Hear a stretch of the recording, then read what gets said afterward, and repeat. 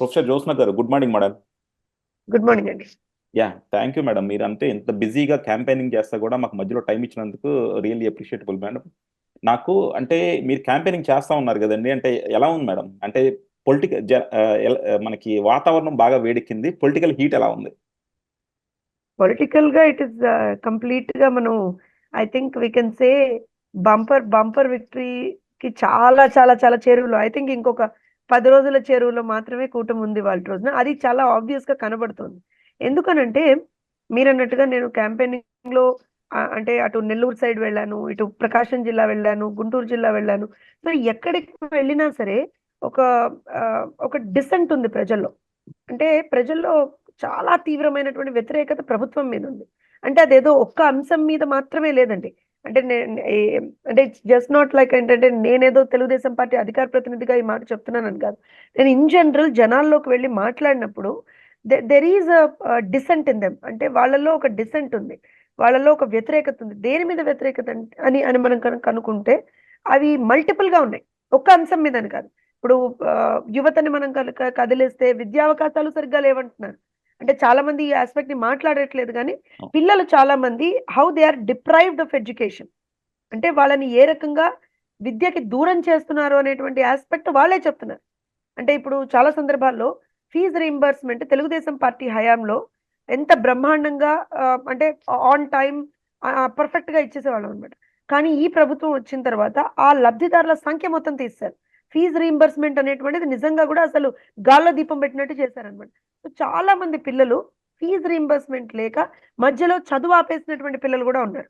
So that is the major concern ఇప్పుడు if you talk about in the youth. And also ఉద్యోగాల విషయం అయితే మనం ఎప్పటి నుంచో మాట్లాడుకుంటున్నాం. అది చాలా చాలా కన్సర్నింగ్ ఇష్యూ అది. అంటే గత 5 సంవత్సరాల్లో ఉద్యోగ కల్పన అనేటువంటిది ఆల్మోస్ట్ సున్నా అనే చెప్పాలి మనం. అంటే ఈ 5,000 6,000 ఏవైతే మేము చేసామని చెప్పుకుంటున్నారో, లేకపోతే సచివాలయ ఉద్యోగాలని ఉద్యోగాలని ఇవన్నీ అవన్నీ ఏవైతే చెప్పుకుంటున్నారో, అపార్ట్ ఫ్రమ్ దాట్ నిజంగా కూడా మనం చూస్తే not single investment in the state and also not single job that has been open. So ఇవన్నీ కూడా ఏమైపోయిందంటే యూత్ లో ఒక ఇంపాక్టింగ్ కన్సర్న్స్ అయిపోయినాయి. ఇంకో విషయం మనం కనుక ఇప్పుడు చాలా మంది అంటే నేను గ్రౌండ్ లోకి వెళ్ళక ముందర చాలా మంది అనేవాళ్ళు అనమాట. ఈ ఏమంటారు అని అంటే స్టూడియోలో కూర్చొని మాట్లాడటం కదా. సంక్షేమ పథకాలు అంటారు చూసారా, ఆహా. సంక్షేమ పథకాలు అందరికీ అందుతున్నాయి, ఈవిడేదో స్టూడియోలో కూర్చొని మాట్లాడుతుంది. నన్నే చాలా మంది కామెంట్ చేసినటువంటి వాళ్ళు ఉన్నారు. ఓహో అంత బ్రహ్మాండంగా సంక్షేమ, ఎందుకంటే నేను ఏ ఛానల్లో మాట్లాడినా ఏ ఇంటర్వ్యూలో మాట్లాడినా గ్రౌండ్ రిపోర్ట్ లేకుండా నేను ఏ రోజున మాట్లాడినా స్టిల్ నేను ఏం చేశాను అని అంటే వీళ్ళు ఇంతగానో తెగ మాట్లాడుతున్నారు, నిజంగా అంత బ్రహ్మాండంగా సంక్షేమ పథకాలు అందుతున్నాయా అని ఐ ఐ చెక్డ్ అండి. ద పాయింట్ ఏంటంటే ఇవాళ ఆ సంక్షేమ పథకాల లబ్ధిదారులు ఎవరైతే ఉన్నారో వాళ్ళలోనే తీవ్ర వ్యతిరేకత ఉంది జగన్మోహన్ రెడ్డి గారి మీద. ఎందుకు వ్యతిరేకత ఉంది అని అంటే ఆ సంఖ్య అనేటువంటి తగ్గించేశారు. ఇప్పుడు ఇది వరకు 100 మందికి వచ్చాయనుకోండి ఒక గ్రామంలో ఫర్ ఎగ్జాంపుల్, ఇవాళ ఆ సంఖ్య 50, 60, 40కి పడిపోయింది. ఇది వాస్తవం. దాంతో పాటుగా ఏమవుతుంది అని అంటే నేను బటన్ ఒత్తుతున్నా అని చెప్తున్నాడు తప్పించి వాస్తవంగా ఆ బటన్ ఒత్తితే డబ్బులు పడుతున్నాయా లేదా అనేది ఎవరికి తెలియదు. ఎవరికి తెలియదు. సగం మందికి అసలు డబ్బులే అందట్లా. ఇంకో విషయం ఏంటి అని అంటే వాళ్ళనే మాట ఏదో ఇస్తున్నాడులేండి, ఏం వాళ్ళ జేబుల్లోంచి ఇస్తున్నారా, మా డబ్బులు మాకు ఇస్తున్నారు, 10 రూపాయలు ఇచ్చి మా దగ్గర నుంచి 100 రూపాయలు లాక్కుంటున్నాడు జగన్మోహన్ రెడ్డి. ఈ మాట పండు ముదుసల్ల దగ్గర నుంచి మాట్లాడుతున్నారు.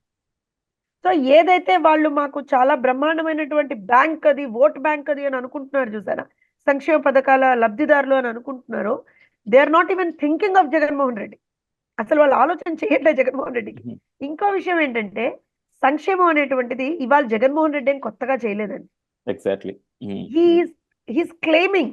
కానీ ఏ రోజున కూడా సంక్షేమం అనేటువంటిది ఒక పార్టీ ఒక ప్రభుత్వము ఆ రోజున వస్తే చేయదు. ఎప్పటి నుంచో అన్న నందమూరి తారక రామారావు గారు సంక్షేమ పథకాలు పెట్టిన రోజు నుంచి, తర్వాత వచ్చినటువంటి కాంగ్రెస్ గవర్నమెంట్ అయినా, మళ్ళీ వచ్చినటువంటి టీడీపీ అయినా, లేకపోతే తెలంగాణలో వచ్చినటువంటి టీఆర్ఎస్ అయినా, ఏ ప్రభుత్వం అయినా సరే ఖచ్చితంగా సంక్షేమ పథకాల్ని కంటిన్యూ చేస్తారు. కంటిన్యూ చేయడంతో పాటుగా ఏం చేస్తారంటే వాళ్ళ మార్క్ ఆఫ్ పాలసీస్ కొన్ని తీసుకొస్తారు.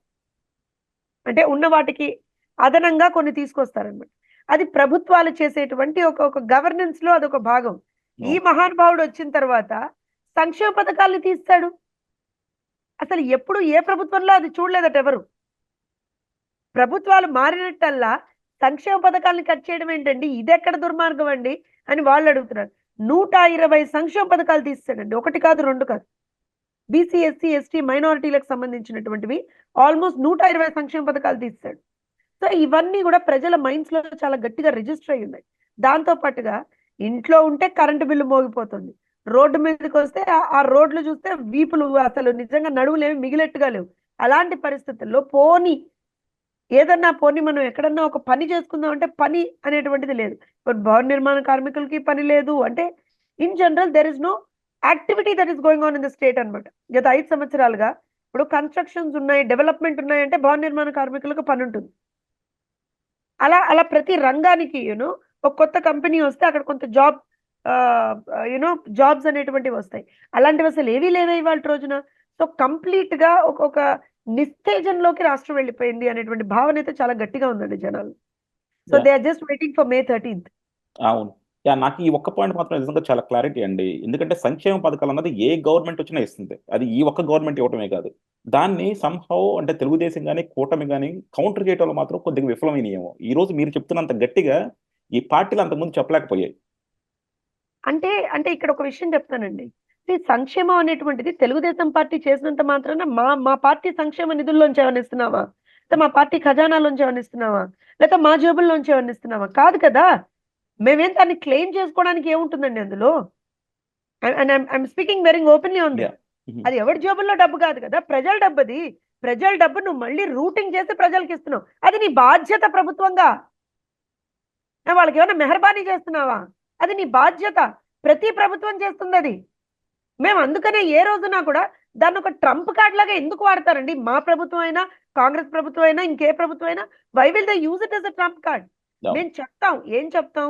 ఆ రోజున మేము ఆడబిడ్డలకి ఇది చేసాం, లేకపోతే రైతులకి ఇది చేసాం, ఇలాంటి పథకాలని అరే బీసీలకు సంబంధించి ఎన్ని సంక్షేమ పథకాలు తీసుకొచ్చాం మేము, ఎస్సీలకు సంబంధించి ఎన్ని సంక్షేమ పథకాలు తీసుకొచ్చాం మేము, ఎస్సీ ఎస్టీ బీసీ కార్పొరేషన్ల నుంచి ఎన్ని లక్షల మందికి రుణాలు ఇచ్చాం మేము.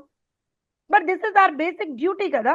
ఒక ప్రభుత్వంలో ఉన్నటువంటి పెద్దలు, ప్రభుత్వంలో ఉన్నటువంటి పాలకులు చెయ్యాల్సినటువంటి పని అది. ఇవాళ ఏం జగన్మోహన్ రెడ్డి ఏమన్నా పైనుంచి ఊడిపడ్డా? జగన్మోహన్ రెడ్డి జేబుల్లోంచి ఏమన్నా తీసిస్తున్నాడా? లేకపోతే జగన్మోహన్ రెడ్డి ఏమన్నా తాడేపల్లి ప్యాలెస్ నుంచి తీసిస్తున్నాడా? లేకపోతే ఏమన్నా ఆయనకు ఉన్నటువంటి 5-6 ప్యాలెస్ల్లో ఏ ప్యాలెస్ అన్నా అమ్మి ఇస్తున్నాడా? కాదే. వాళ్ళ వైఫ్ భారతిరెడ్డి గారి కంపెనీలోంచి ఏమన్నా వచ్చే లాభాల్లోంచి ఏమన్నా రూపాయి ఇస్తున్నాడా? కాదే. ప్రజల డబ్బు కదా ఇది. సో నేనేమంటానంటే ఇవాళ నేను అదే చెప్తున్నానండి. ఇవాళ నాకు తెలిసి అంటే నేను ఇందాక చెప్పినట్టుగా ఎన్నో ప్రభుత్వాలు వచ్చాయి, ఎన్నో ప్రభుత్వాలు వెళ్ళాయి. కానీ ఒక ప్రభుత్వం వచ్చిన తర్వాత సంక్షేమ పథకాలు అనేటువంటి రద్దవ్వండి, కంటిన్యూ అవుతాయి. కంటిన్యూ అవడంతో పాటుగా కొన్ని యాడ్ అవుతాయి. కానీ దౌర్భాగ్యం ఏంటంటే ఈ జగన్మోహన్ రెడ్డి గారి ప్రభుత్వం వచ్చిన తర్వాత for the first time in the history I should say సంక్షేమ పథకాలని రద్దు చేశారు. అసలు అంటే అంత దిగజారి ఎలా ఆలోచించగలిగాడో జగన్మోహన్ రెడ్డి నాకు అర్థం కాలేదు. అరే 5 రూపాయలు పట్టడు అన్నం పెట్టి అన్న క్యాంటీన్లు ఎవడన్నా మూసేస్తాడండి? అన్న క్యాంటీన్లని అసలు దాని వెనుక లాజిక్ చెప్పండి నాకు. ఎవరికంటే నాకు తెలిసి ఎవరికి అందరి లాజిక్ ఏమో అది. జగన్మోహన్ రెడ్డి మార్క్ పాలిటిక్స్ ఏమో అది. పేదలకి పట్టడు అన్నం పెట్టి అన్న క్యాంటీన్లను మూసేశాడు. పేదల ఇళ్ళు ఆ రోజున టిడ్కో ఇళ్ళు మేము కడితే వాటిని వాళ్ళకి ఇవ్వకుండా ఎక్కడికక్కడ పాడుబడ్డ భవంతులు చేశాడు. వాటిని ఎంత కక్షపూరితమైనటువంటి ధోరణి అంటే జగన్మోహన్ రెడ్డి గారిది. చంద్రబాబు నాయుడు గారు పెళ్లి కానుక కావచ్చు, పండుగలకు తోఫాలు కావచ్చు, రంజాన్ తోఫా కావచ్చు, క్రిస్మస్ కానుక కావచ్చు, సంక్రాంతి కానుక కావచ్చు, ఇలా ఇస్తే ఎందుకు ఆపేశాడండి వాటిని? రీజన్స్ ఏమన్నా? I don't know for what he has done that. అంటే ఇవన్నీ ఏంటి అని అంటే ఒక రకంగా ప్రజల మీద ఐ థింక్ కక్ష సాధించడం. సరే మనందరం ఏమనుకున్నాం, అదేంటి మనిషి రాగానే ప్రజావేదిక కూల్చివేతతో స్టార్ట్ చేశాడు, ఏంటి సైకాలజీ ఏంటి అని ఆ రోజున అందరం బుర్రలు బద్దలు కొట్టుకున్నాను లిటరల్ గా కూడా. ఎందుకు ప్రజావేదిక ఎందుకు కూల్చాడు ఇతను అని. కానీ that is the psychology of Jaganmohan Reddy, that is the mentality of Jaganmohan Reddy. ఉన్మాది ఎప్పుడు ఉన్మాదిలానే ఆలోచిస్తాడండి. డిస్ట్రక్టివ్ మెంటాలిటీ ఉన్నవాడు ఎప్పుడు డిస్ట్రక్షనే ఆలోచిస్తాడు. సో ఇవాళ జగన్మోహన్ రెడ్డి అనేటువంటి ఒక వ్యక్తి, ఆయన మెంటాలిటీ ఎప్పుడు కూడా డిస్ట్రక్టివ్ మెంటాలిటీ అది. అందుకనే ప్రభుత్వంలోకి వచ్చినటువంటి మొదటి అతని డెసిషనే ప్రజావేదిక కూల్చివేత, తర్వాత అన్నా క్యాంటీన్ల కూల్చివేత, తర్వాత టిట్కో ఇళ్ల మీద దాడి, తర్వాత పేదల మీద దాడి. ఏ రకంగా పేదల మీద దాడి? చెత్త మీదతో సహా పన్నేసినటువంటి వ్యక్తి. మనం ఆ రోజున 2014 నుంచి 2019 వరకు రాష్ట్రం లోటు బడ్జెట్ లో ఉన్నా సరే ఏ రోజున చంద్రబాబు నాయుడు గారు కరెంటు ఛార్జీలు పెంచలేదండి. అండ్ ఇవన్నీ కూడా ప్రజలు గుర్తు తెచ్చుకుంటున్నారు ఇవాళ. నేను మళ్ళీ గుర్తు చేస్తున్నా వాళ్ళకి. 5 సంవత్సరాల పాటు లోటు బడ్జెట్‌లో రాష్ట్రం ఉన్నా సరే, ఏ ఒక్క రోజున కూడా చంద్రబాబు నాయుడు గారు కరెంట్ ఛార్జీలు పెంచలేదు. కానీ ఇవాళ జగన్మోహన్ రెడ్డి గారు రాష్ట్రం ముందరికెళ్తుంది, మా జీడీపీ ఇంతుంది, మేము ఇంత చేస్తున్నాం అని చెప్పి డంకాలు బజాయించుకొని చెప్పేటువంటి జగన్మోహన్ రెడ్డి గారు ఈయనొచ్చినటువంటి 5 సంవత్సరాల్లో మొన్న రీసెంట్‌గా పెంచినటువంటి దాంతో సహా ఆల్మోస్ట్ 9, 10 సార్లు కరెంట్ ఛార్జీలు పెంచాడు. 2 సార్లు లోడ్ ఛార్జీలు పెంచాడు. 3 సార్లు బస్ ఛార్జీలు పెంచాడు. ఇంటి పన్ను పెంచాడు. చెత్త మీద పన్నేశాడు. సో ప్రతి చోట కూడా ఒక రకమైనటువంటి ప్రజల మీద కక్షపూరితమైనటువంటి ధోరణితో మాత్రమే జగన్మోహన్ రెడ్డి వెళ్తున్నాడు. I tell you one more thing. అంటే నిజంగా మనకి నవ్వొచ్చే విషయం అది. అసలు మనకి ఒక కిలోమీటర్ రోడ్డేసిన పాపాన కూడా ఈ మహానుభావుడు పోలా ఈ 5 సంవత్సరాల్లో. అవును. అలాంటిది పెట్రోల్, డీజిల్ ధరల మీద దేశవ్యాప్తంగా ఎక్కడా లేనటువంటి ధరలు ఆంధ్రప్రదేశ్ రాష్ట్రంలో ఉన్నాయి. ఎందుకు అనంటే దాన్ని సెస్ చేశాడు సెపరేట్‌గా. సెస్ చేశాడు ఈయన సెపరేట్‌గా. రోడ్డే వేయని వాడివి ఎందుకు సెస్ చేసావని అడిగితే ఏం సమాధానం చెప్తాడు?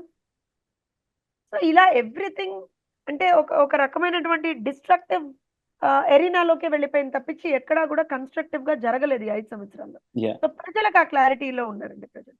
ఓకే. షూర్ అండి.